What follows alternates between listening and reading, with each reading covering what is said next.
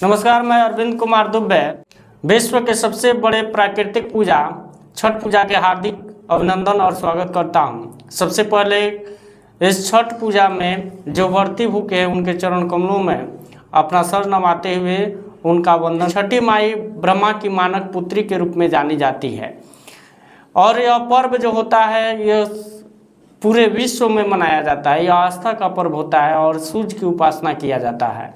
इस पर्व से में अनेक प्रकार के पौराणिक कथाएं भी जुड़ी हुई है और पौराणिक कथाएं के बारे में भी जानकारी प्राप्त करेंगे।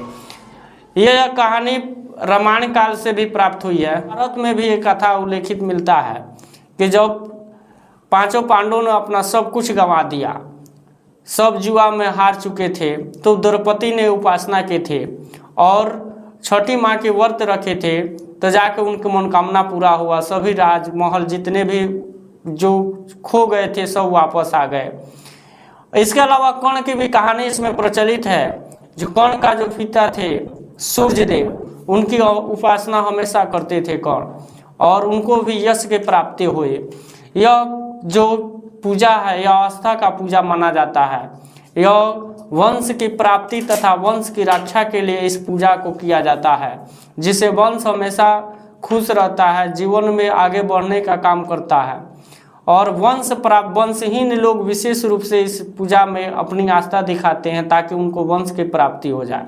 जिनको वंश रहता है वे लोग अपने वंश की सुखी और समृद्धि के लिए इस आस्था पूजा को करते हैं ताकि उनका वंश हमेशा यश को प्राप्त कर लगे। यह विश्व में लगभग सभी देशों में इस पर्व को मनाया जाता है।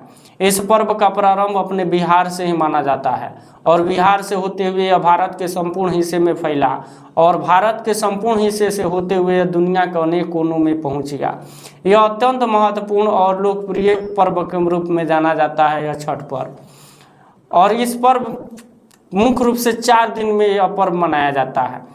इस पर्व का प्रारंभ पहले दिन से होता है, जिसको नहा खाए के दिन कहा जाता है। इस दिन व्रती लोग अपने घर की साफ सफाई करते हैं।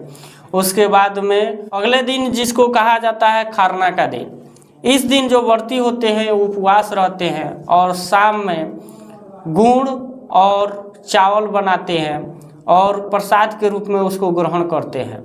तीसरा दिन होता है जिसको संध्या अग्र कहा जाता है। इस दिन डूबते हुए सूर्य की उपासना किया जाता है और वंश की प्राप्ति तथा वंश की रक्षा के लिए शक्ति की उपासना किया जाता है। और मुख्य दिन जिसको उषा अग्र कहते हैं, उगते हुए सूर्य की उपासना किया जाता है ताकि सबको पूरे विश्व में सुख की प्राप्ति हो सके, हर एक कोई की जो मन की कामना है यह पूरा हो सके। और